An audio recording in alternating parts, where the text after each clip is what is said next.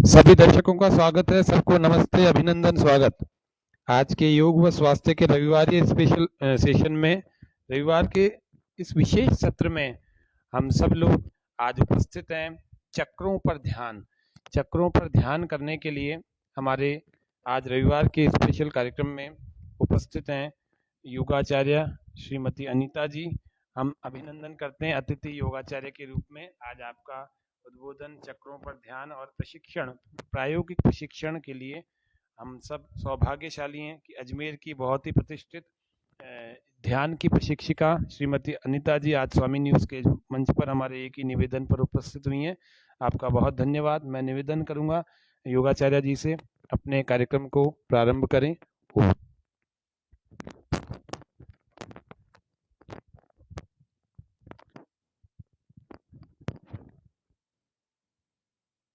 नमस्कार, आप सभी का हार्दिक स्वागत और अभिनंदन। आज के कार्यक्रम की हम शुरुआत करने जा रहे हैं। कुछ बारिश की वजह से, समस्याओं की वजह से थोड़ा हम देर से प्रारंभ कर रहे हैं। आशा है आप आगे के जो 40-45 मिनट हैं वो हमें दे पाएंगे।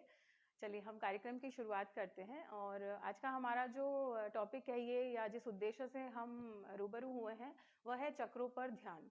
तो ये चक्र क्या होते हैं और हमारे शरीर में कहाँ सिचुएटेड होते हैं, इनके क्या लाभ हैं, क्या हानियां हैं, और आज के समय की जो मांग है उसकी हम बात करने वाले हैं। तो हमारे शरीर में कई ऊर्जा के स्थान हैं, या चक्र कह लीजिए। बहुत सारे चक्र हैं जो हमारे भीतर विद्यमान हैं, लेकिन मुख्यतया 7 चक्रों को ही इस श्रेणी में रखा गया है, जिसकी सारे टेक्स्ट जिस पर बात करते हैं, सारे जो योग है उस पर सिमट के आ गया है। तो हम उन 8 चक्रास पे बात करेंगे। इसके साथ ही हम 3 नाड़ियाँ जो मुख्य रूप से होती हैं, नाड़ियाँ बहुत होती हैं और 10 प्रकार की मुख्य नाड़ियाँ होती हैं, लेकिन उससे भी मुख्य नाड़ियाँ जो होती हैं वो 3 प्रकार की होती हैं। आज उस पर भी हम चर्चा करेंगे। तो चलिए हम सत्र का प्रारंभ करते हैं। तो सबसे पहले हम समस्त अपने गुरुजनों का ध्यान करते हुए इस कार्यक्रम का शुरुआत करेंगे। गुरु सत्ता का आह्वान करेंगे। ओम गुरुर्ब्रह्मा गुरुर्विष्णु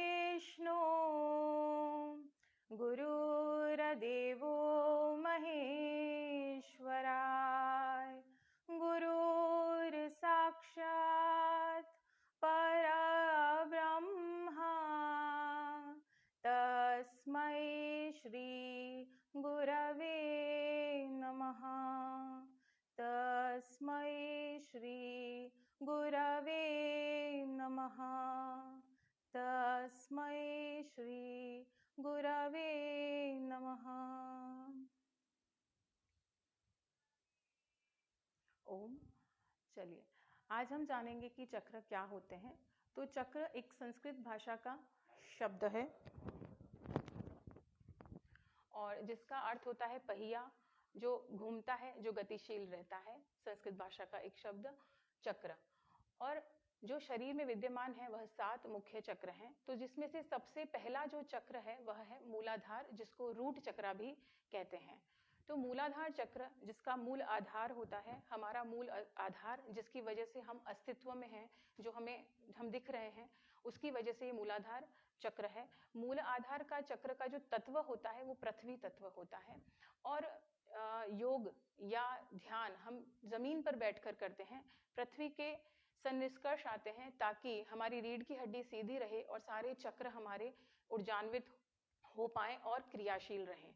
तो पहला जो चक्र है वह, उसका जो तत्व है वो पृथ्वी तत्व है, क्योंकि वह पृथ्वी से ऊर्जा को ग्रहण करता है और पृथ्वी को हम माँ के रूप में मानते हैं। और गुरुत्वाकर्षण शक्ति द्वारा वे हमारे विचारों को नष्ट करती है, हमें संतुलित करती है। अगर मूलाधार चक्र पर कोई दोष है तो यौन संबंधी प्रॉब्लम्स हो सकती हैं, कैंसर, बवासीर और पाइल्स, ऐसी समस्याएं हमारे जीवन में होने लगती हैं। तो मूलाधार चक्र अगर क्लियर है तो इन चीज़ों से हमें निजात मिलता है। साथ ही ये चक्र शुद्धि का भी प्रतीक है, गणेश देवता का वास है, क्योंकि भारतीय संस्कृति बहुत उदात्त दृष्टिकोण रखती है और उसका हमारे जीवन पे भी प्रभाव पड़ता है। तो जो भारतीय संस्कृति में हम पवित्रता को बहुत मानते हैं और हम किसी भी कार्यक्रम की शुरुआत गणेश वंदना से ही करते हैं।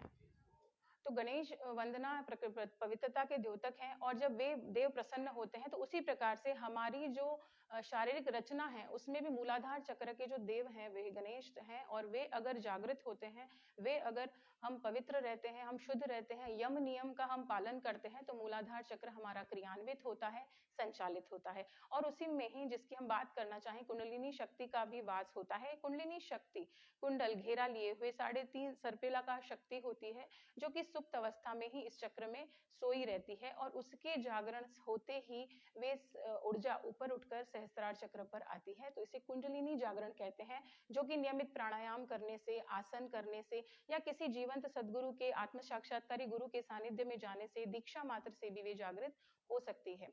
चलिए, आज हमने मूलाधार चक्र की बात की, उसके ऊपर हम स्वादिष्टान चक्र, जो कि नाभि से नीचे सिचुएटेड है, जननेंद्रियों का स्थान है। मैं आपको बता दूं कि जैसे एक्सक्रीटरी सिस्टम होता है, मूलाधार चक्र आपका अच्छा है तो अपान वायु भी अच्छी रहती है, और उससे वह चक्र क्रियान्वित होता है। एक्सक्रीटरी सिस्टम भी अच्छा होता है, रिप्रोडक्टिव सिस्टम भी अच्छा होता है। तो जो स्वादिष्टान चक्र है उसका जो तत्व रहता है वो जल रहता है। मैं आपको बताना चाहूंगी कि जो भारतीय संस्कृति है बहुत उदात्त दृष्टिकोण रखती है। पंच तत्व से हम जुड़े हुए हैं। हमारा जो भौतिक शरीर है, पिंडे ब्रह्मांडे ब्रह्मांडे पिंडे, जो पिंड में है वो ब्रह्मांड में है, जो ब्रह्मांड में है वो पिंड में है। हम वहीं से उत्पन्न हुए हैं, उसी में ही विलीन हो जाएंगे, तो हम अलग नहीं हैं।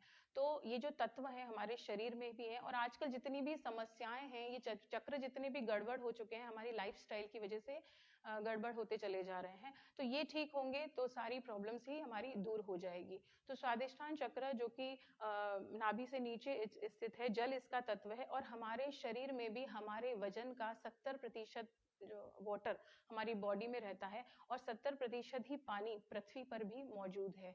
तो आप देखिए कि हम उसी का ही अंश हैं, उसी का ही रूप है, उसी से ही बने हैं, इसलिए हमारे बॉडी में भी वो सारी चीजें हैं, वो सारे एलिमेंट्स हैं जो प्रकृति में निहित है। तो जैसे ही हम प्रकृति के गोद में जाएंगे, वे सारे चक्रास हमारे क्लियर होते चले जाएंगे। और अगर हमारा जल तत्व, कहते हैं ना, वाटर को किसी भी संवेदनाएं दी जा सकती हैं, अच्छी या बुरी। अगर हम अच्छे सकारात्मक रहेंगे तो शरीर के भीतर जो वाटर क्रिस्टल है उनका कलर ही चेंज हो जाएगा। जापान के एक साइंटिस्ट थे इमोटो, उन्होंने बहुत सारी टेस्टिंग की थी कि हम जब बोलते हैं तो हमारे शरीर पे उसका सकारात्मक नकारात्मक प्रभाव तेजी से पड़ता है, क्योंकि 70% पानी पर उसका इफेक्ट पड़ता है। अगर हम अच्छी बातें बोलते हैं तो उसका पॉजिटिव इफेक्ट हमारे ऊपर आता ही है। और पूर्णिमा के दिन भी ज्वार भाटे पृथ्वी पर बहुत अत्यधिक होते हैं, तो पूनम के दिन भी अगर हम ध्यान करते हैं तो भी उसका हमारे वाटर क्रिस्टल पे एक सकारात्मक चेंजेस आता है। तो स्वादिष्टान चक्र जल सत्व से जुड़ा हुआ है, और ये जल एक्टिव होने पर ही ये चक्र क्लियर होता है। तो चलिए, आज हमने स्वादिष्टान चक्र, इसके साथ ही रिप्रोडक्टिव सिस्टम भी हमारा अच्छा हो जाएगा अगर ये चक्र अच्छा होता है तो। उसके ऊपर जो चक्र है वह है नाभि चक्र, जिसको हम मणिपुर चक्र भी कहते हैं। और मणिपुर चक्र का जो तत्व रहता है वो अग्नि तत्व रहता है, और डाइजेस्टिव सिस्टम से जुड़ा हुआ है। पेट की समस्या आजकल बहुत ज़्यादा है, कॉन्स्टिपेशन है, डाइजेस्टिव बहुत सारी प्रॉब्लम्स होती हैं पेट में, और भी अनेक, जैसे अल्सर है, हर्निया है, ये सारी प्रॉब्लम्स रहती हैं। तो कहीं ना कहीं चक्र अगर गड़बड़ होता है तो ये सारी प्रॉब्लम्स होने लगती हैं। अगर हम नियमित ध्यान करेंगे या मेडिटेशन करेंगे, योग व्यायाम करेंगे, तो हमारे चक्रास भी बैलेंस होंगे, और जो मणिपुर चक्र है उस पर एक ऊर्जा हमको वास होगी, जिसको जठरा अग्नि भी कहते हैं, वो भी अच्छे से प्रदीप्त होगी, भोजन को अच्छा पचा पाएंगे। और नाभि चक्र और अच्छे बहुत लाभ हैं। ये तो मैं आपको शारीरिक स्तर पे बता रही हूँ। अगर मैं आध्यात्मिक स्थिति की बात करूँ तो आपको एक संतोष का भाव भी एक जनरेट होगा, कि आपको परम आनंद की प्राप्ति होगी। तो चलिए, ये नाभि चक्र हुआ। उसके ऊपर हम हृदय चक्र की बात करते हैं। आजकल बहुत ही भव भय का वातावरण है, तनाव का वातावरण है। अभी हम हाल ही में कोविड की परेशानियों से जूझ रहे थे, और परेशानी तो थी, लेकिन कई ऐसा एनवायरनमेंट था कि बाहर जाते भी डर लगता था। तो एक जो भय का वातावरण था उसने हृदय चक्र को बहुत ही घेर लिया था, और बहुत सारे मानसिक विकृतियां सामने आई कि इस बीमारी, कोविड एक बीमारी तो थी, लेकिन उसके साथ साथ अनिद्रा की बीमारी आ गई, और डिप्रेशन बहुत बड़े स्केल पे आने लग गया, बच्चों का बाहर जाना बंद हो गया। तो इस तरह से बहुत सारी प्रॉब्लम्स इस चक्र को भी दूषित होने से हो रही हैं।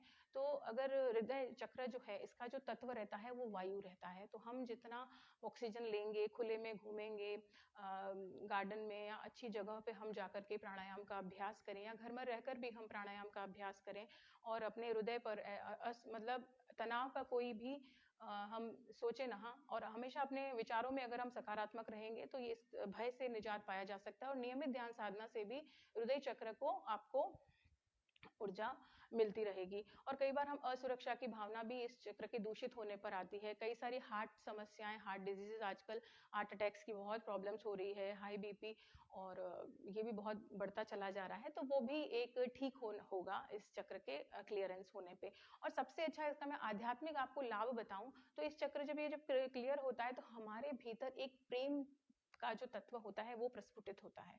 हम में भावना आती है कि सभी एक हैं। हम एक विराट दृष्टिकोण हमारा जीवन में उतरता है। और हम जब किसी के प्रति श्रद्धा का भाव रखते हैं तो ये चक्र को ऊर्जा मिलती है और प्रेम इसका प्रेम तत्व विकसित होता है। उसके ऊपर हम बात करते हैं विशुद्धि चक्र की, जो गले में पीछे की साइड स्थित होता है और थायराइड ग्रंथि को भी हेल्दी करता है।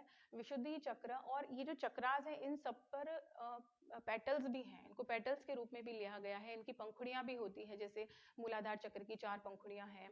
उसके ऊपर हम स्वादिष्ठान की बात करें तो 6 पंखुड़ियां हैं। उसके बाद नाभि की बात करें 10 पंखुड़ियां हैं। हृदय पर हम बात करें 12 पंखुड़ियों वाला चक्र माना जाता है। और अंत में जो विशुद्धि चक्र है उस पर 16 चक्र पंखुड़ियां मानी जाती हैं। और यहाँ पर श्री कृष्ण का भी वास माना जाता है, क्योंकि कृष्ण में 16 कलाएं थी। और जब आपका विशुद्धि चक्र क्लियर होता है मेडिटेशन से तो आपको एक विराट तो स्वरूप आएगा ही। आकाश इसका तत्व होता है, क्योंकि आकाश बहुत असीमित है, अनंत है।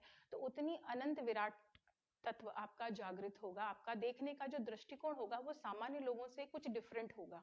आप नियमित इसका अभ्यास करेंगे, आपका विजन बड़ा होगा। और विशुद्धि चक्र आपका जब क्लियर होता है तो आपको कई कामों में सफलताएं मिलती हैं। जो सफलताएं आपको पहले नहीं मिलती थी तो वो भी आपको धीरे धीरे मिलने लगती हैं। और गले से संबंधित जितने भी रोग होते हैं वो इस चक्र के दूषित होने से होते हैं। तो नियमित इसका अभ्यास करने से बच्चों के लिए बहुत अच्छा है कि अगर नियमित ध्यान साधना करते हैं तो वे पढ़ाई में बहुत अच्छे होंगे, उन्हें सफलता मिल सकती है बहुत आसानी से। कई लोग बच्चे होते हैं जो बहुत मेहनत करते हैं और फिर उतने रिजल्ट नहीं आ पाते हैं, और कई होते हैं जो बहुत कम देर पढ़ते हैं पर रिजल्ट आ जाता है। तो मीन्स उन्होंने किया क्या, कम समय में अपनी ऊर्जा का सही उपयोग किया। समय सभी के पास बराबर है, समायोजन करने का तरीका सबका अलग अलग होता है। तो जब आप ध्यान करेंगे तो उसे सही से समायोजित कर सकते हैं। और उसके ऊपर जो चक्र आता है वो है थर्ड आई चक्र, जिसको आज्ञा चक्र भी कहते हैं। और भारतीय संस्कृति में तिलक का बहुत महत्व है। हम इस स्थान को कभी खाली नहीं रखते हैं, क्योंकि हम इसे गुरु का स्थान भी माना जाता है। तो ये जो एनर्जी का पॉइंट भी है और नर्वस सिस्टम भी इससे जुड़ा हुआ है। और जो हमारे शरीर की नाड़ियां हैं तीनों, उसका समापन भी इसे ही यही होता है। और शिव शक्ति का मिलन भी इसी को ही कहा जाता है।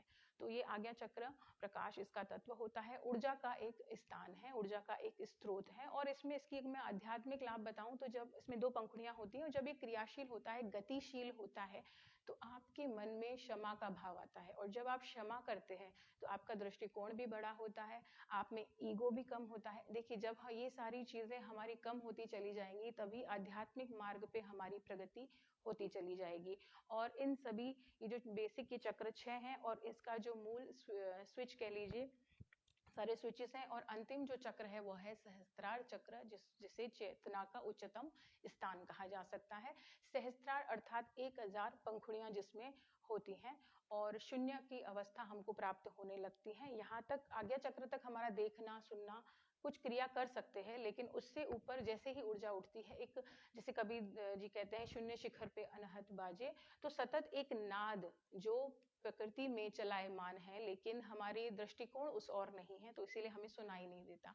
तो जैसे ही हम आज्ञा चक्र से ऊपर उठते हैं तो वो जो साउंड है, वो जो नाद है, वो हमारे भीतर उतरने लगता है और हमारे स्वयं का जो भाव है वो दूर हो जाता है। एक शून्य अवस्था प्राप्त होती है। जैसे महर्षि पतंजलि ने भी समाधि की जो डेफिनेशन दी है, तदेव आर्तमात्र निर्भास स्वरूप शून्यमेव समाधि, जब अपने स्वरूप का भी आभास नहीं रहता, उस अवस्था में जब समाधि घटित होती है तो उसी की बात हो रही है कि जो सहस्त्रार पर जो नाद है वो चलायमान रहता है और उसकी कृपा बरसती रहती है। तो ये आज हमने चक्रों की बात की। इसके साथ ही हमारे शरीर में 3 मुख्य नाड़ियां भी होती हैं।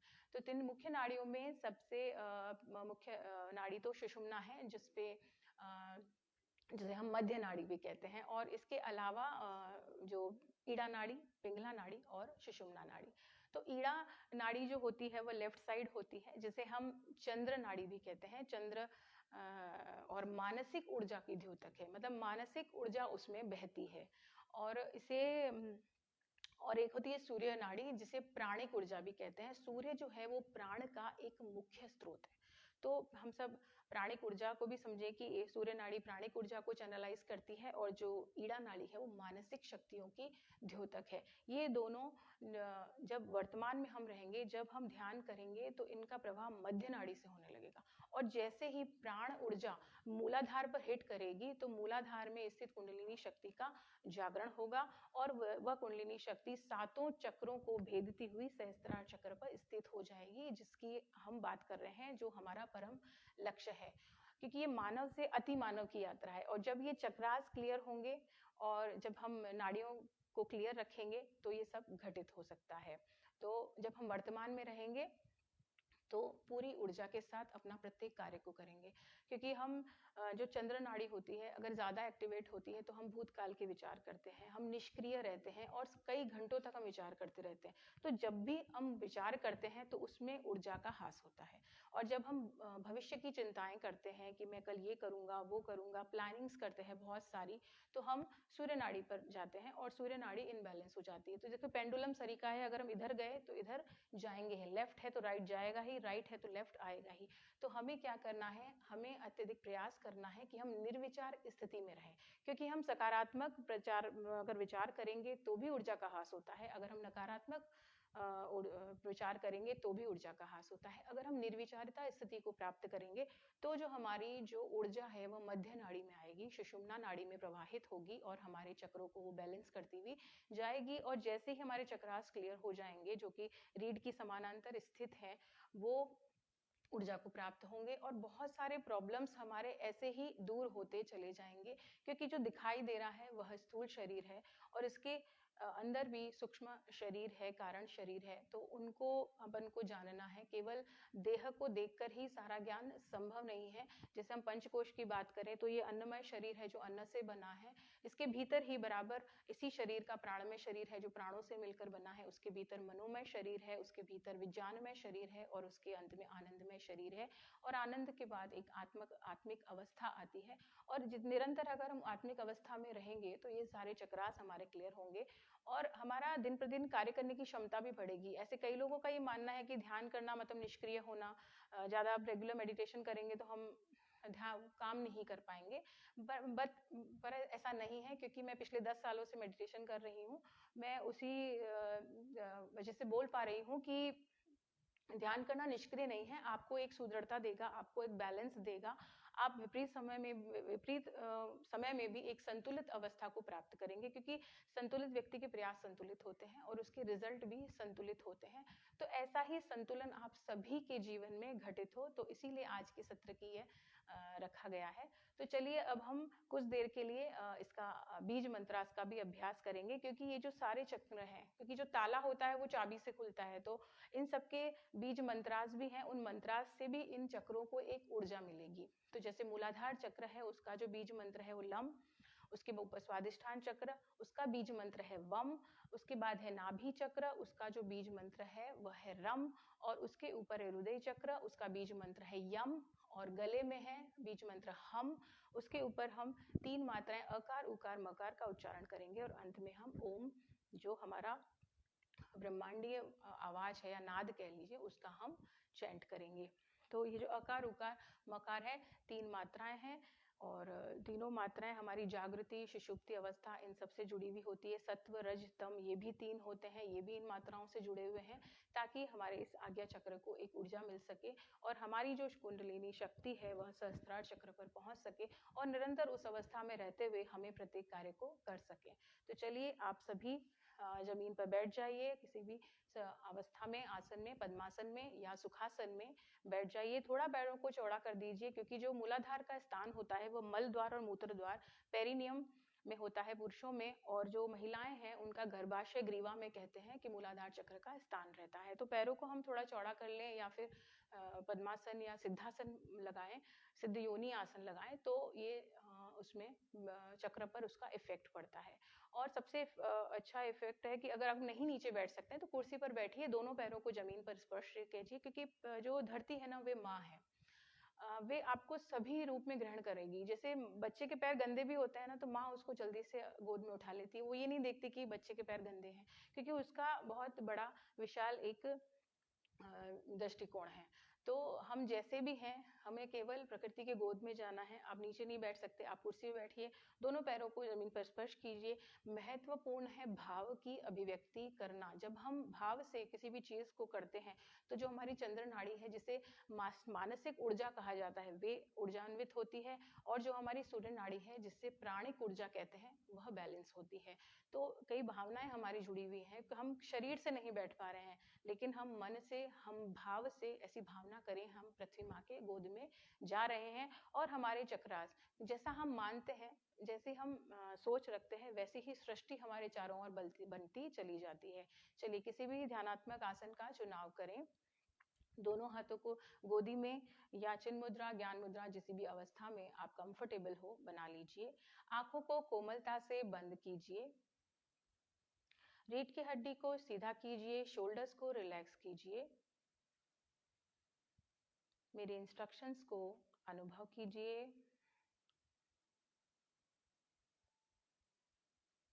लंबा गहरा श्वास लेंगे, इनहेल,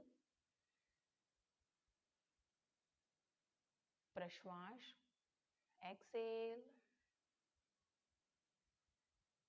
लंबा गहरा श्वास, इनहेल, श्वास भरते चले जाइए। धीरे से श्वास को बाहर निकालिए, एक्सेल।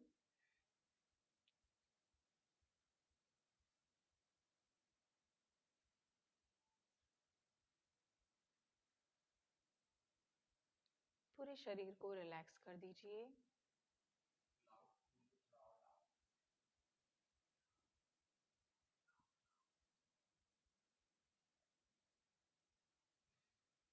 धीरे से अपना ध्यान शरीर के आधार चक्र पर केंद्रित कीजिए।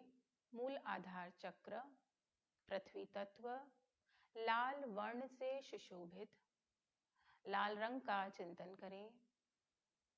गहरी शांति का अनुभव कीजिए। पृथ्वी तत्व से ऊर्जा को ग्रहण कीजिए। मूलाधार चक्र पर ध्यान को केंद्रित कीजिए। लंबा गहरा श्वास लेकर मूलाधार चक्र पर पहुंचे। प्रश्वास, निरंतर श्वासों का श्वास प्रश्वास चलता रहे। लम, इसका बीज मंत्र। लम का उच्चारण करेंगे। लंबा गहरा श्वास, inhale, lump,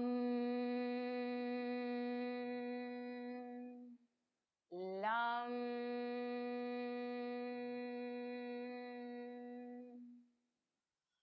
lump,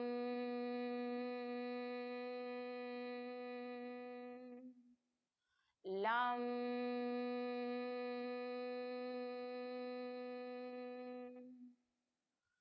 lump,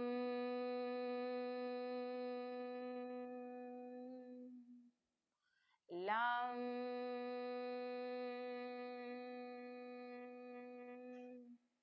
lump,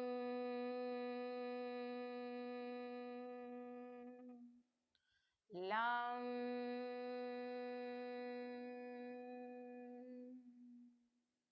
lump,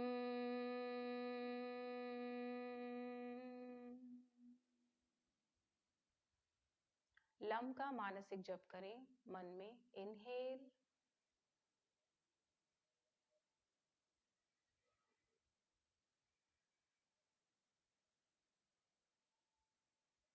धीरे से अपना ध्यान मूलाधार चक्र से उठाकर स्वादिष्ठान चक्र पर केंद्रित कीजिए। स्व का स्थान, स्वादिष्ठान, नारंगी रंग से सुशोभित।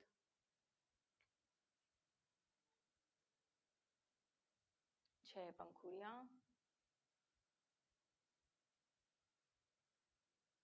वम बीज मंत्र का ध्यान, जल इसका तत्व। वम का उच्चारण करेंगे। लंबा गहरा श्वास लें, इनहेल, वम, वम, वम,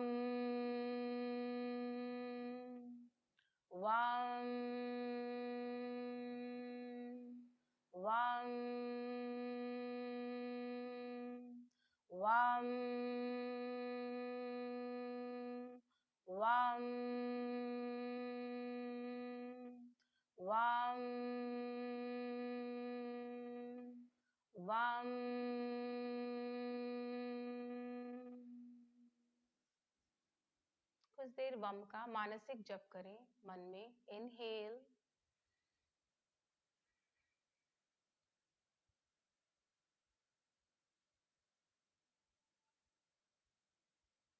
धीरे से अपना ध्यान स्वादिष्ठान चक्र से ऊपर उठकर मणिमूल चक्र पर ध्यान को केंद्रित कीजिए। नाभि चक्र, अग्नि तत्व, पीला रंग, पीले वर्ण को ध्यान कीजिए। अग्नि तत्व, रम बीज मंत्र का ध्यान करेंगे। लंबा गहरा श्वास लें। इनहेल, रम रम रम रम रम रम रम रम रम।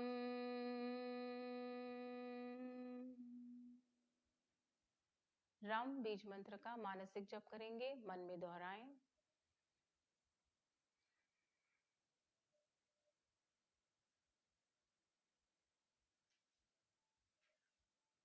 धीरे से अपना ध्यान नाभि चक्र से उठाकर हृदय चक्र पर ले आएं। छाती का मध्य भाग, हरा रंग, हरे रंग से सुशोभित चक्र का ध्यान करें। हृदय चक्र, यम बीज मंत्र, 12 पंखुड़ियां गतिशील होता हुआ अनुभव कीजिए। वाइब्रेशंस को अनुभव कीजिए। सारे ध्यान को छाती के मध्य भाग हृदय चक्र पर केंद्रित कीजिए। लंबा गहरा श्वास लीजिए। यम का उच्चारण। इनहेल, यम यम यम यम यम यम यम यम यम।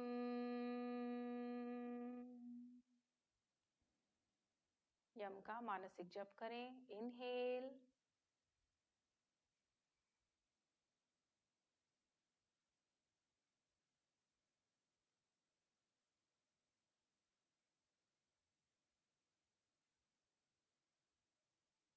धीरे से अपना ध्यान हृदय चक्र से उठाकर विशुद्धि चक्र पर केंद्रित कीजिए। 16 पंखुड़ियां आसमानी नीला कलर का ध्यान करें। हम बीज मंत्र का उच्चारण करेंगे। आकाश तत्व, आकाश जैसी विराटता को अनुभव कीजिए। लंबा गहरा श्वास। इनहेल, हम हम हम हम हम हम हम हम हम।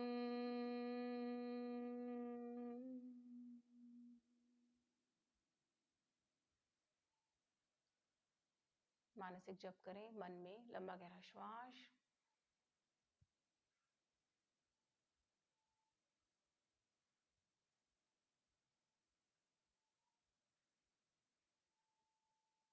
विराट तत्व जागृत होता हुआ महसूस कीजिए। धीरे से अपना ध्यान विशुद्धि चक्र से हटाकर बोहों के मध्य आज्ञा चक्र पर केंद्रित कीजिए। त्रिवेणी संगम भी कहते हैं इस स्थान को। तीनों नाड़ियों का मिलन एक ही साथ।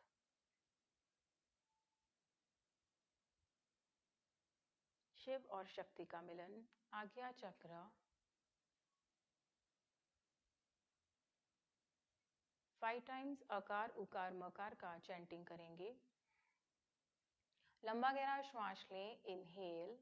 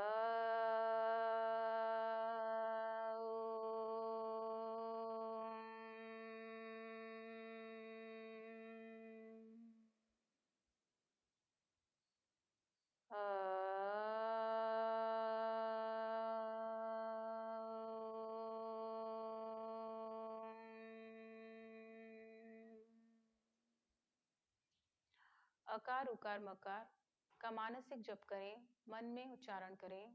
लंबा गहरा श्वास लें, इनहेल।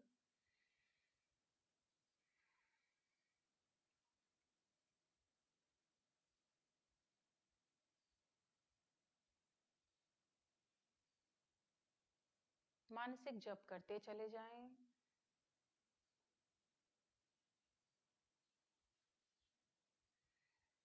धीरे से अपने ध्यान को सहस्त्रार चक्र पर केंद्रित कीजिए। चेतना का मुख्य द्वार, 1000 पंखुड़ियां, रंग वॉयलेट बैंगनी कलर। सिर के तालू भाग पर ध्यान को केंद्रित कीजिए। ओम का उच्चारण करेंगे। लंबा गहरा श्वास लें, इनहेल।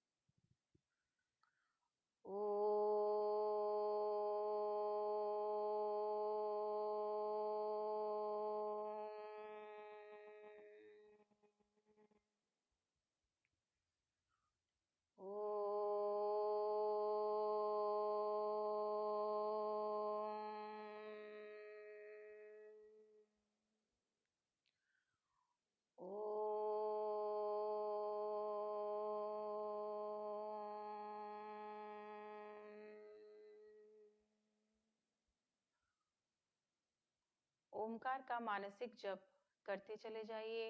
मन में ओम का उच्चारण करते चले जाइए। लंबा गहरा श्वास, इनहेल।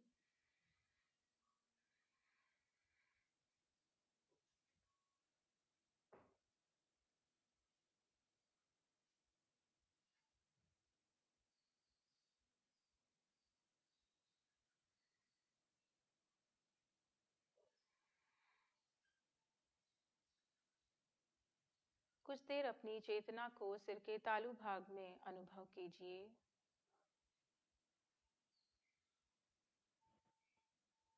सामान्य श्वास प्रश्वास चलता रहे।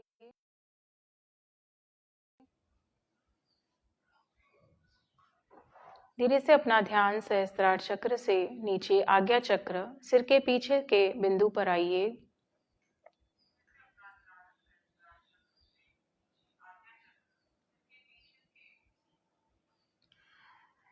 आज्ञा चक्र के बाद गर्दन के पिछले हिस्से पर आइए, विशुद्धि चक्र।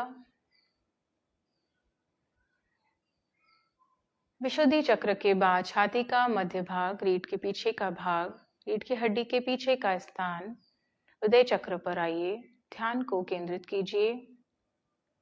हृदय चक्र से धीरे से नीचे नाभि पर अपने ध्यान को केंद्रित कीजिए। नाभि से नीचे स्वादिष्ठान चक्र पर ध्यान को ले जाइए और अंत में मूलाधार चक्र पर आइए। अपने ध्यान को मूलाधार चक्र पर केंद्रित कीजिए। पुनः लंबा गहरा श्वास लीजिए। मूलाधार चक्र से ऊपर उठकर अपने ध्यान को स्वादिष्ठान चक्र पर केंद्रित कीजिए। उसके बाद ऊर्जा को नाभि पर ले जाइए। नाभि पर ले जाने के बाद छाती के मध्य भाग पर ले आइए। उसके बाद गर्दन पर ध्यान को केंद्रित कीजिए। त्रिवेणी संगम पे अपने ध्यान को केंद्रित कीजिए भौहों के मध्य और अंत में सहस्त्रार चक्र पर ऊर्जा को ले जाइए। सामान्य श्वास प्रश्वास।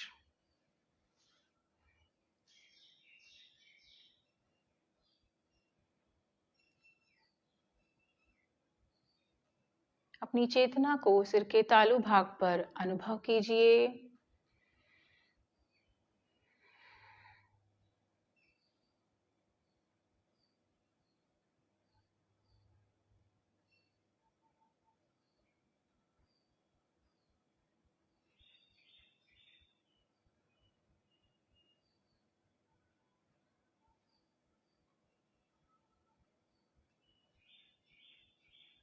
लंबा गहरा श्वास। इनहेल, इस अवस्था से बाहर आएंगे। धीरे से नमस्कार मुद्रा को धारण करें। प्रार्थना करेंगे। सर्वे भवन्तु सुखिनः, सर्वे सन्तु निरामया, सर्वे भद्राणि पश्यन्तु, मा कश्चित् दुःखभाग् भवेत्। ओम शांति शांति शांति ही। प्रार्थना से उत्पन्न हुए कंपनों का अनुभव कीजिए। नमस्कार मुद्रा का त्याग करेंगे। दोनों हाथों को पीछे की ओर ले जाएं। श्वास छोड़ते हुए आगे की ओर झुकेंगे। परमपिता परमेश्वर को आज के दिन के लिए धन्यवाद दें। लंबा गहरा श्वास भरकर ऊपर उठें। दोनों हाथों को आपस में रगड़ें। चेहरे व गर्दन पे मसाज करें। एक बार फिर हाथों को कटोरी नुमा बनाएं। आंखों पर रखें। गर्माहट को महसूस कीजिए। आंखों को रिलैक्स। एक बार फिर दोनों हाथों को आपस में रगड़ें। पूरे शरीर में ध्यान की ऊर्जा को, योग की ऊर्जा को फैला दें। दोनों हाथों को चेहरे के सामने लेके आएंगे। पलक झपकाते हुए आप अपनी आंखें खोलें। आप सभी का दिन शुभ हो। धन्यवाद। समय कम था, इसीलिए हमने बीज मंत्रों का जो उच्चारण है वो कम देर के लिए किया। इसको हम अधिक देर तक अगर हम इन बीज मंत्रों का उच्चारण करते रहेंगे तो चक्रास पे एक सकारात्मक प्रभाव आएगा और आपके जीवन में बहुत अच्छा रूपांतरण भी आएगा। और आसनों का अभ्यास आप नियमित करते जाइए, प्राणायाम का अभ्यास करते जाइए। और जितने भी गुरु हैं जो इस फील्ड में हैं और जिसको कहते हैं कि जो आत्म साक्षात्कार को पा चुके हैं, तो उनकी दीक्षा मात्र से भी ये चक्र क्रियान्वित होते हैं। तो कहते हैं ना, जो भी जीवन में हम सीखते हैं उसमें गुरु का बहुत महत्व होता है। और ए फॉर एप्पल भी हमने गुरु से ही सीखा है और भारतीय संस्कृति में गुरु की बहुत ही परंपरा रही है और गुरु को ही श्रेष्ठ माना जाता है। और अभी हाल ही में गुरु पूर्णिमा भी घटित हुई थी और इतना उस दिन अच्छा चैतन्य पूरे ब्रह्मांड में व्याप्त था। तो इसीलिए आप किसी को भी, जैसे हम आसन भी करते हैं तो भी मैं कहूँगी कि योग गुरु के सानिध्य में ही वो करें या किसी ट्रेनर के सानिध्य में करें, क्योंकि कई सारी चीज़ें हम नहीं जानते हैं और हम ये सब जान करके अगर हम उसका प्रयास करेंगे तो योग को सही अर्थों में जानेंगे। योग केवल आसन नहीं है। योग, जैसे महर्षि पतंजलि ने अष्टांग योग की बात कही है कि यम नियम आसन प्राणायाम प्रत्याहार धारणा ध्यान समाधि, तो अष्टांग अंग है उसके। अगर हम यम नहीं जानते, नियम नहीं जानते और सीधे हम आसन करें तो उसका बेनिफिट इतना नहीं हो पाएगा। लेकिन हाँ, अगर हम स्टेप बाय स्टेप इन सब चीज़ों को छूते चले जाएं तो योग का जो उद्देश्य है, योग का जो परम लक्ष्य है, समाधि की अवस्था प्राप्त करना और वर्तमान में रहना और जो भी कार्य करना प्रत्येक जागरूकता की अवस्था में करना ही योग है। गीता में भी कहा है योग कर्मसु कौशलम, मतलब हमारा कर्म में भी जितनी कुशलता होगी उसको योग कहा गया है। तो योग का जो दृष्टिकोण है बहुत ही उदात्त है, हम उसके एक पादान पर ही सीमित ना रहें। और इसके साथ ही मैं क्लासेस भी लेती हूँ नियमित। मेरा वैशाली नगर में सेंटर भी है और इसके जो सेंटर का एड्रेस है वो मैं आपको शेयर करना चाहूँगी कि माकड़वाली रोड पर स्थित है और जो कॉम्प्लेक्स है उसका नाम है भवानी कॉम्प्लेक्स, कैनरा बैंक के पास में ही है। और मेरा जो फ़ोन नंबर है वह भी आप नोट कर सकते हैं 9799880859। तो आप मुझसे संपर्क भी कर सकते हैं। और मैं चाहूँगी कि मैं योग में इस फील्ड में 4-5 सालों से कार्यरत हूँ और पिछले 10 सालों से ध्यान का भी जो मुझे अनुभव है, जो एक्सपीरियंस है वो मैं आपको ज़रूर शेयर करना चाहूँगी। तो आप मुझसे संपर्क करेंगे और मुझे आशा है कि मैं जितना भी हो सके आपकी सेवा कर सकूं। चलिए, आज का सत्र में आप सभी ने मुझे सुना उसके लिए बहुत बहुत धन्यवाद। अंत में स्वामी न्यूज़ चैनल का बहुत धन्यवाद और हेमंत जी जिन्होंने मुझे आज आमंत्रित किया उनका हृदय से मैं आभारी हूँ, क्योंकि इतने विपरीत परिस्थितियों में भी हम बाहर सोच रहे थे प्रोग्राम्स करेंगे, लेकिन बारिश आ गई और उनका घर भी दूर था, मेरा घर भी दूर था और सुबह 4:30 बजे से हम लोग बात कर रहे थे कैसे करें, क्या होगा। लेकिन आप सबके आशीर्वाद से वो चीज़ घटित हो सकी। और कहते ना अल्लाह मेहरबान तो गधा पहलवान, वो वाली स्थिति होती है। जब गुरु कृपा होती है तो कितनी भी अड़चन आ जाए, कितनी भी विपरीत परिस्थितियां आ जाए, लेकिन वो कार्य अच्छे से सुचारू रूप से घटित हो सका। उसके लिए आपका कोटि कोटि पुनः हृदय से आभार। आशा करती हूँ आप मुझे अपनी सेवा का मौका जरूर देंगे। धन्यवाद।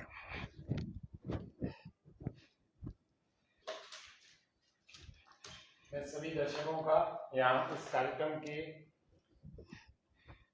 उत्तरार्ध में, जो कि इस कार्यक्रम नीचे का बैठ जाओ, भाग है लगभग, उसी भाग में फिर से धन्यवाद अभिनंदन करता हूँ, जिससे कि हमारे ध्यान के सत्रों का भी बड़ा महत्व होता है। हमारे यहाँ अतिथि योग शिक्षक के और योगाचार्य के रूप में भिन्न भिन्न प्रकार के क्षेत्रों से अलग अलग उभर करके जब आते हैं और योग के क्षेत्र में अपनी योग्यता बनाते हैं, तो ऐसे सभी योगियों, ऐसे सभी योग साधकों का भी हम सब दर्शकों को लाभ उठाना चाहिए, जो ठीक ठीक ईश्वर के ध्यान को कराते हों। ध्यान के विषय में भी बहुत सारी भ्रांतियां समाज में व्याप्त हैं, बहुत सारे भ्रम हैं, बहुत सारे मिथक हैं। इन सब से भी हमें बच के चलना है, क्योंकि अपदूषण या प्रदूषण केवल एक क्षेत्र में नहीं होता, भ्रष्टाचार केवल एक क्षेत्र में नहीं होता, बहुतों में होता है। तो हम विडंबना है कि भारत के देश में ध्यान के नाम से भी बहुत सारी मिथक और भ्रांतियां और बहुत सारे भ्रम और अंधविश्वास भी फैले हुए हैं। हम सबको, योग साधकों को, इस बात के लिए सावधान होना चाहिए कि एक अच्छा योग सिखाने वाला, एक अच्छा ध्यान का प्रशिक्षक, एक अच्छा योग का प्रशिक्षक वो हमारे पास हो और हमारे भीतर जो है सीखने की एक ललक हो, तीव्र इच्छा हो, अत्यंत पुरुषार्थ हो, घोर तपस्या हो, उत्तम विधि हो और अनुकूल साधन हो। शास्त्र में भी कहा, उद्यमः साहसं धैर्यं बुद्धि शक्ति पराक्रमः षडेते यत्र वर्तन्ते तत्र देव सहाय कृत। ये देवताओं की कृपा चाहते हैं लोग, लेकिन काम फिर दिव्य नहीं करते, काम फिर पुण्य वाले नहीं करते। तो दिव्य काम करने वाले को ही दिव्य यानी कि देवताओं की सहायता मिलती है। उद्यम करना पड़ता है, ठीक दिशा में करना पड़ता है। किसी भी गलत को, किसी भी उटपटांग व्यक्ति को कोई भी व्यक्ति थोड़े दिनों में गुरु बना लेता है और थोड़े ही दिनों में वो नजरों से भी गिर जाता है। बहुत सोच समझ करके गुरु बनाना चाहिए। मैंने गुरु पूर्णिमा पर कार्यक्रम किया था और एक योग्य गुरु की योग्यताएं भी मैंने उसमें वर्णित की थी। यदि आप उस कार्यक्रम को भी स्वामी न्यूज या फिर यूट्यूब चैनल इसके और या फिर फेसबुक पर आप देखेंगे तो 24 तारीख के कार्यक्रम में मैंने गुरु के, एक योग्य गुरु किसको बनाया जाए, योग गुरु जी, वो मैंने बहुत सारी एक मानक बताए जो शास्त्र में महर्षि दयानंद ने भी दिए और वेद में भी, वैदिक की कसौटियों को कसते हुए एक वास्तव में गुरु की योग्यता क्या होना चाहिए। ऐसे किसी को भी गुरु नहीं बना देना चाहिए। तो इसीलिए एक शिष्य भी योग्य होगा तो ठीक ढंग से सही साधना के मार्ग पर चल पाएगा, तभी वो आत्म साक्षात्कार और परमात्मा के साक्षात्कार की यात्रा को तय करके अपने जीवन को सफल और दिव्य पवित्र बना सकता है। आज की इस यात्रा में हमारे साथ में मैं पुनः धन्यवाद करता हूं हमारी बहन श्रीमती अनीता जी, जिन्होंने एक ही निवेदन पर हमारे इस स्वामी न्यूज के सत्र में आना स्वीकार किया। आशा है आपके द्वारा और भी सत्र लेकर दर्शकों को लाभान्वित किया जाएगा। और ऐसे ही इनके श्रीमान जी भी हमारे वो भी योग साधक ही हैं, तो हम बहुत जल्दी उनके भी एक सत्र को लेकर आएंगे। आप सभी दर्शकों को मैं यही सूचना दे रहा हूँ आज के इस कार्यक्रम में, और सबको बारिश के मौसम का बड़ा सुंदर आनंद भी आ रहा होगा। आप घरों में रहें, बाहर का पानी यदि पी रहे हैं, योग व स्वास्थ्य का आज का अंतिम सूत्र बता रहा हूँ, फिर हम शांति पाठ करेंगे। घरों में रहें, पानी को घरों में भी रहें तो छान करके पिएं, गर्म करके पिएं। दृष्टिपूतम न्यसेत पादम वस्त्रपूतम जलम पिबेत सत्यपूताम वदेद वाचम मनः पूतम समाचरेत। तो ध्यान के सत्र में पवित्र बने, ये संदेश लेकर के जा रहे हैं। दृष्टिपूतम, हमारी दृष्टियों को बहुत पवित्र करके लोग किसी को देखें। दूसरा, न्यसेत पादम, पैरों की तरफ देख करके चलना चाहिए, सिर उठाकर नहीं चलना चाहिए, व्यक्ति गिर जाता है। दृष्टिपूतम, दृष्टि को पवित्र करके व्यवहार करना चाहिए, देखना चाहिए। दूसरा कहते हैं वस्त्रपूतम जलम पिबेत, वस्त्र को छान करके पिए। ये तो आज आरओ और ये सब चीजें आ गई, पहले क्या होता था, सूती कपड़े की 8 तह करके छानते थे, फिटकरी से शुद्ध करते थे, तुलसी से शुद्ध करते थे, गर्म करके शुद्ध करते थे।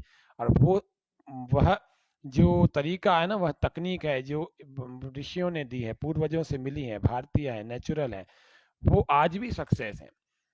आप देख लीजिए, आरओ में जितना भी आप चले जाएंगे, आरओ में पानी के पोषक तत्व भी समाप्त हो जाते हैं। लंबे समय तक आरओ का पानी पीने वालों के घुटनों में दर्द होने लगता है, क्योंकि पोषक तत्व जो पानी के न्यूट्रिएंट्स थे वो तो वहीं समाप्त हो गए, खत्म हो गए, निकल गए, पानी में तो रहे ही नहीं। पोषक तत्व पानी में भी तो बहुत सारे होते हैं, तो इसीलिए उसमें भी प्रोटीन होता है, उसमें भी कैल्शियम होता है, उसमें भी मैग्नीशियम होता है, उसमें भी कोबाल्ट होता है, बहुत सारी चीजें होती है, 24 प्रकार के माइक्रोन्यूट्रिएंट्स होते हैं। तो पानी पीना भी बहुत महत्वपूर्ण है, और कैसा पी रहे हैं उसको। दृष्टिपूतम न्यसेत पादम वस्त्रपूतम जलम पिबेत, छान करके पानी पिया करें, कोशिश किया करें, और गर्म करके पिए या फिर फिटकरी डाल करके उसको शुद्ध करें। तीसरा कह रहे हैं वस्त्रपूतम जलम पिबेत सत्यपूताम वदेद वाचम, ध्यान कर रहा है व्यक्ति, लेकिन अंदर ही अंदर ऐसा व्यवहार चल रहा है कि थोड़ी देर में किसी की हानि कर दूंगा, सारे दिन में झूठ बोल रहा है, कैसे ध्यान में उन्नति करेगा। तो इसीलिए कह रहे हैं कि सत्यपूताम वदेद वाचम, अपनी वाणी को यदि पवित्र करना है तो सत्य से पवित्र किया जा सकता है। और अंतिम वाक्य में कह रहे हैं कि मनः पूतम समाचरित, मन को पवित्र करना पहली शर्त है ध्यान में भीतर उतरने की। तो मन को पवित्र करने के लिए मनः पूतम समाचरित, सत्यपूताम वदेद वाचम मनः पूतम समाचरित। तो मन को पवित्र करने के लिए अच्छा आचरण आजमाना पड़ेगा, अच्छा आचरण करना पड़ेगा। अच्छा आचरण जब तक नहीं करेंगे, सम आचरण नहीं करेंगे, पक्षपात वाला करेंगे, अन्याय वाला करेंगे, तो कभी अपनी आत्मा के निकट नहीं जा सकते। एक जन्म कई 50 जन्म ले लें, लेकिन कभी आत्म साक्षात्कार की स्थिति हम सोच भी नहीं सकते। तो इसलिए आज के इस कार्यक्रम में हम यही महर्षि मनु के श्लोक के साथ में हमने ये पूरा समाप्त किया कार्यक्रम। आप सभी दर्शकों ने इस कार्यक्रम को लाभ उठाया होगा, और सबसे आशा की जाती है कि इस फेसबुक के लिंक को खूब सारा शेयर कीजिए, और खूब सारा अपने स्टेटस आदि पर लगा करके अपने मित्रों, केवल योग का और अध्यात्म का लाभ अपने तक सीमित मत रखिए, स्वार्थ नहीं, परमार्थ करें, परार्थ करें और परोपकारी बने, जिससे कि और भी लोग इस ध्यान के विशेष सत्र जो कि चक्रों पर, बीजों पर ध्यान करवाया, इसका लाभ उठा सकें। और इससे बड़ा कोई पुण्य भी नहीं है। आप शारीरिक और मानसिक स्वास्थ्य यदि देने के लिए किसी का सहयोगी बनते हैं ना, निश्चित रूप से आप बहुत बड़ा पुण्य कर रहे हैं।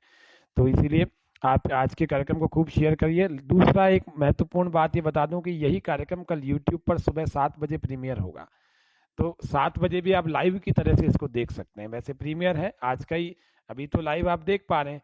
बहुत सारे लोगों ने आज कमेंट भी किए, उन सबका भी बहुत सारे धन्यवाद। खूब सारे लोग घरों में बैठे थे, तो दर्शकों की संख्या भी हमारी अच्छी खासी थी। तो सबका, स्वामी न्यूज़ का, योग व हेल्थ का, योग व स्वास्थ्य का, सबका बहुत बहुत धन्यवाद। ओम शम, सबका ओम।